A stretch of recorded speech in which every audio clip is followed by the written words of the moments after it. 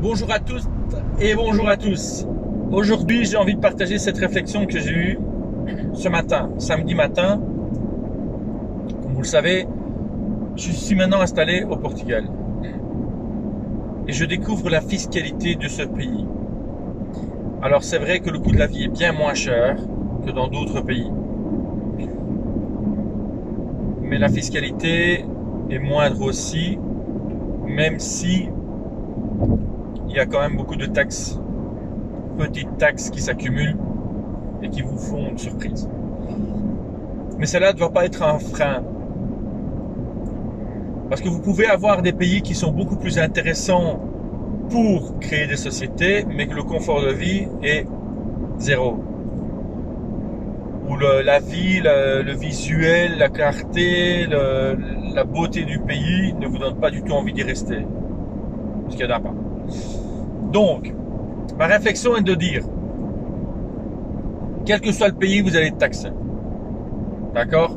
Parce que le rôle de chaque gouvernement n'est pas de vous aider, mais c'est de vous taxer. Le rôle de chaque gouvernement, c'est de prendre de l'argent. Parce que les politiciens ne sont pas là pour vous aider, ils sont là d'abord pour eux. Alors un politicien ne se fait élire d'abord que pour lui, d'abord pour son avantage personnel, et après, peut-être, je dis bien peut-être, pour vous défendre. Donc, si vous voulez créer une entreprise, que ce soit en auto personnel ou bien en société, quel que soit le type, pensez toujours à une seule chose. Comment vais-je faire pour payer moins de taxes? Il y a toujours des solutions dans tout. Et au Portugal, j'ai appris une nouvelle chose. Vous avez une société, vous payez 17% sur les 15 000 premiers bénéfices que vous avez.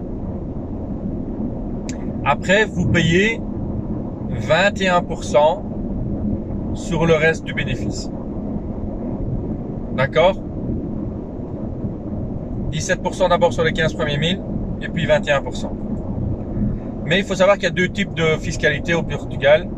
Quand vous avez une société, vous pouvez avoir un impôt forfaitaire qu'ils appellent. Cet impôt forfaitaire, c'est quoi? C'est 4%. 4% de votre chiffre d'affaires. Je vous explique.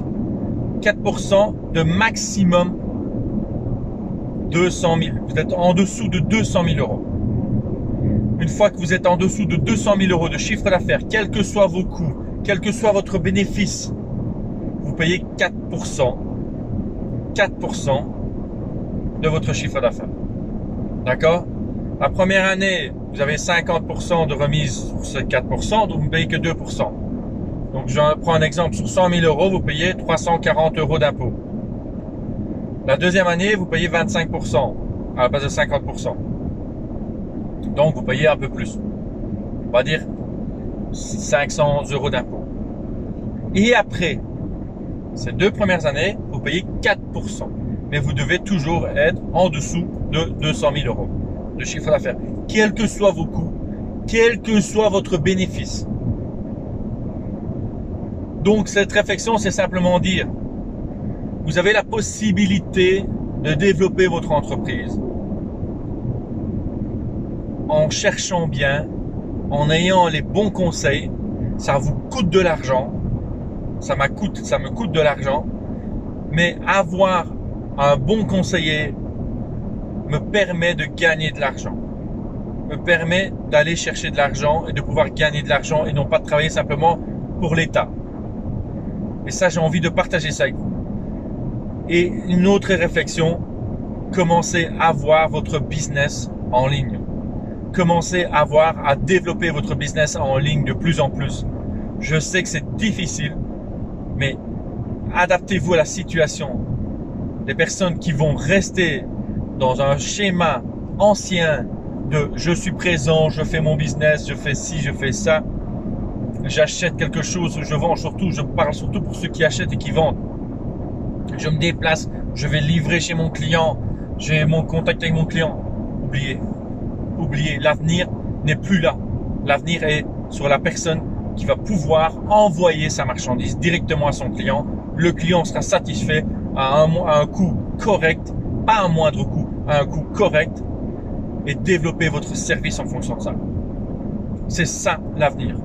Et je peux vous garantir qu'on est vraiment en train de rentrer dedans. On est en plein dedans. On est en plein dedans. Et l'avenir, il est là. Celui qui va s'adapter, celui qui va passer au numérique, celui qui va être digitalisé, c'est celui qui va encore vivre pendant des années. Voilà ce que j'ai envie de partager avec vous. Passez une belle journée. Faites attention à vous. Aujourd'hui, moi, j'ai de la route. N'oubliez pas, éloignez-vous des personnes négatives, des pensées négatives. Deletez toute pensée négative de votre cerveau. Même quand vous commencez à douter, deletez ça. Focussez exactement que sur votre objectif. Ne focussez pas sur les dégâts, focussez sur l'objectif à atteindre simplement.